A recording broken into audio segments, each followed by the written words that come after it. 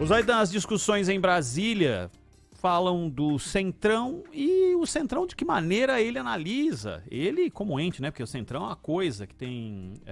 a gente usa até pronome para falar do Centrão, mas há líderes do Centrão que afirmam que não estão muito contentes com o encaminhamento da questão econômica do Brasil. O Centrão está preocupado mesmo com a questão econômica ou de que maneira ele se adequa nas instituições que vão tocar a questão econômica adiante, de que maneira pode ter um protagonismo nesta, naquela instituição, nesta comissão, ou enfim, Zaidan, por que o Centrão está preocupado com a economia? Todo mundo tem que estar, mas é uma preocupação original, digamos assim? Esse é o tipo do tema que faz o Centrão desaparecer, né? E aí você tem cada partido, e mais do que isso, né? Você tem cada parlamentar com um tipo de posição. Eu acho engraçadíssimo quando dizem assim, essa legislatura é mais conservadora, ou é mais liberal. É coisa nenhuma, né? Não é liberal, não é conservadora, tem nada de conservadora.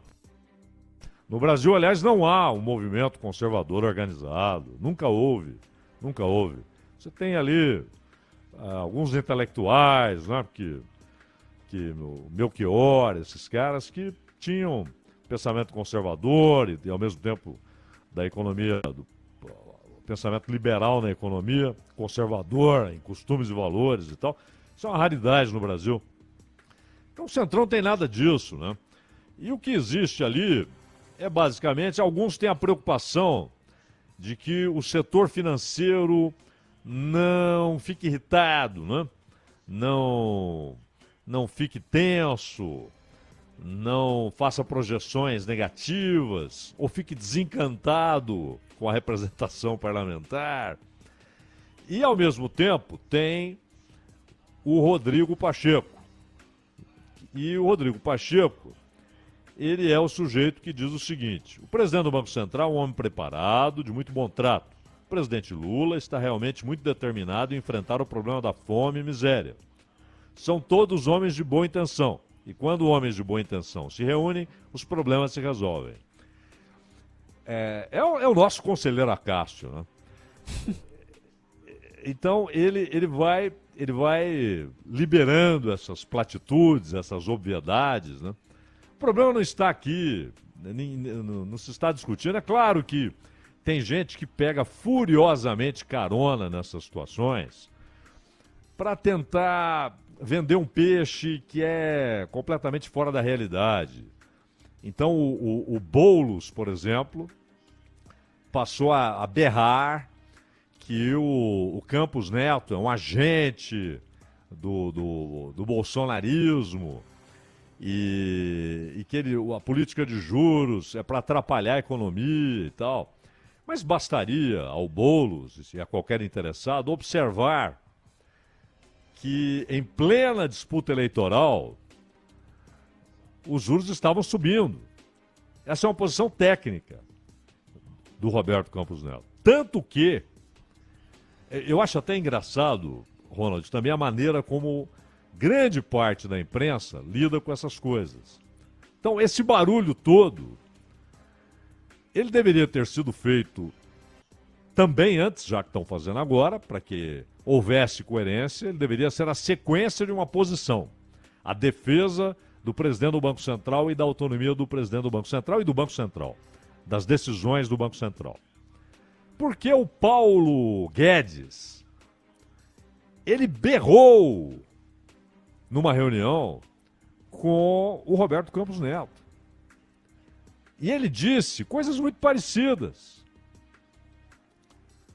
Vocês ficam embriagados aí com a questão fiscal, né? E nós temos de observar outras coisas, o crescimento, os investimentos sociais, aquilo que a pandemia provocou. E o Roberto Campos Neto respondeu como tem respondido agora. Ele dá umas respostas técnicas e tal, mas já havia atritos pesadíssimos do Paulo Guedes com o Roberto Campos Neto. Atritos conceituais, com o Paulo Guedes dizendo que o Banco Central estava errado. E estava fazendo o oposto do que deveria fazer.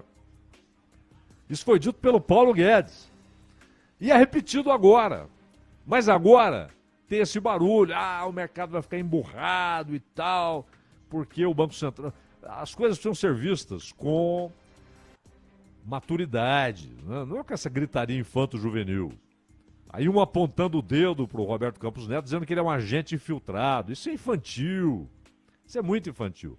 E do outro lado, gente dizendo que as críticas às decisões do Banco Central são deletérias, são terríveis, provocam pânico. Tem muito teatro nesses pânicos. De fato, muita gente entra em pânico porque vai no efeito manada. É o estouro da boiada. Mas acreditem, aqueles que produzem esses fenômenos não entram em pânico, sabem exatamente os movimentos que estão fazendo, os ganhos que terão, os efeitos que terão no mercado de ações, no mercado cambial e no mercado de títulos, que é hoje importantíssimo, gigantesco. O tamanho do mercado de títulos públicos hoje no Brasil é um negócio imenso. E você tem milhões de pessoas que investem, algumas nem sabem que estão investindo, colocam ali no fundo de investimento, nem sabem para onde foi o dinheiro, onde é que ele está aplicado. Ele está num título, ou ele está em ações. Muita gente descobriu que tinha comprado ações das americanas depois que o negócio estourou. Mas os caras que conduzem esses movimentos, produzem, provocam esses movimentos, também, claro, estão sujeitos ao inesperado, a acontecimentos internacionais incontroláveis e tal. Eles não entram em pânico. Mas aí, muita gente fica dizendo que não pode contestar. Claro que pode contestar. Claro que o presidente do Banco Central tem de explicar por que, não ele, mas o Copom, Comitê de Política Monetária, decidiu por 13,75. Eles precisam dizer, e mais, esse barulho todo pode provocar efeitos, aí sim, realmente deletérios, que vão levar até a taxas maiores. E é bom lembrar o seguinte, não é?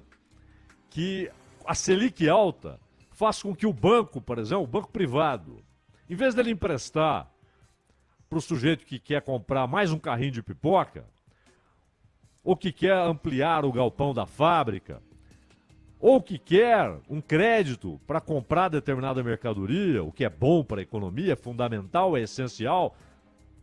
Afinal, sem o consumidor nada haveria, sem o consumidor dos produtos. O que acontece? Esse sujeito, ele vai ter uma taxa de juros muito mais alta do que já é, ela já é estratosférica, canalha, absurda, injustificável, porque aí o banco fala, opa, com essa Selic eu vou emprestar para o governo. E como a dívida também, em parte, está atrelada à taxa básica, ela sobe, ela fica mais cara, e o governo vai buscar recursos. E como a Selic está alta, os bancos falam, claro, eu empresto para você. Por que eu vou emprestar para um cara que eu não sei se vai pagar? Eu empresto para você. Você vai pagar. Então, é perversa a consequência de juros altos. Claro, a cartilha é conhecida, inflação muito alta, sobe o juro, para o dinheiro ficar mais caro, crédito mais caro, a demanda desce, a inflação desce. Recessão, desce a taxa de juros, para o dinheiro ficar mais barato, para as pessoas serem estimuladas a irem ao consumo, a irem às compras, e aí você tem algum estímulo na economia. Só que não é sempre que você tem essa normalidade, esse pêndulo, numa situação absolutamente normal, regular, que sempre acontece, são fenômenos que se repetem, se sucedem. Nós temos anomalias na economia brasileira. Nós temos um desemprego alto, nós temos pouco consumo, consumo achatado, um salário médio baixíssimo, muita gente demitindo no setor industrial, que é onde você tem os melhores salários. E aí você inibe, não só crédito, inibe investimento. Aí o cara fala, peraí, eu tenho uma grana aqui, eu vou aplicar ali no banco, eu não preciso me preocupar com nada, eu vou ter meu retorno, porque o juro está alto. Ele não é estimulado a produzir, a investir em atividade produtiva, não é estimulado a gerar empregos. Ora, se quem toma essa decisão está livre de dar explicações ao Congresso Nacional, porque assim daria explicações ao povo. Pô, como assim? É claro que tem que dar explicações, é obrigado a dar explicações. Outra coisa é autonomia. Deve ter autonomia, ou seja, não ingerência do governo. Mas essa autonomia tem de ser plena, não pode haver ingerência de ninguém. Se não pode haver do governo, também não pode haver do setor financeiro, dos bancos. Isso é complexo. E fica essa discussão infanto-juvenil, que só causa problemas. O governo tem sim o direito, como fez o Paulo Guedes e está fazendo o Lula, de dizer, escuta, por que 13,75? O Paulo Guedes falou isso numa reunião aos berros, com o Roberto Campos Neto presente. Mas aí estava tudo bem, não é? Não há intenções ocultas. Agora há intenções ocultas? Não. Há uma cobrança legítima, que deve ser feita.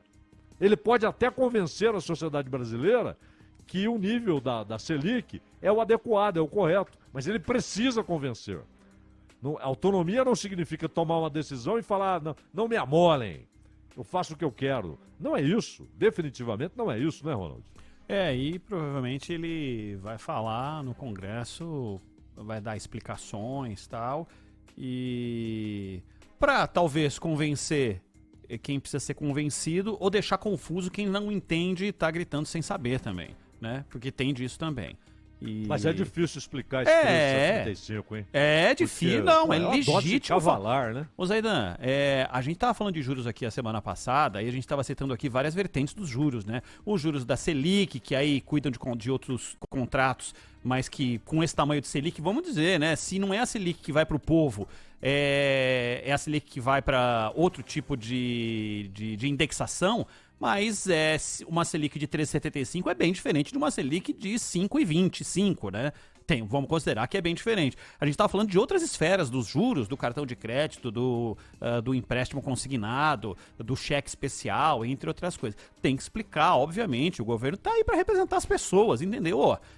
13,75, me explica por que isso e não 8,75, e não 10, ou não 15, né? Mas diga exatamente por que essa taxa, né? Isso mexe com a dívida pública, ou seja, mexe com o interesse geral. Claro.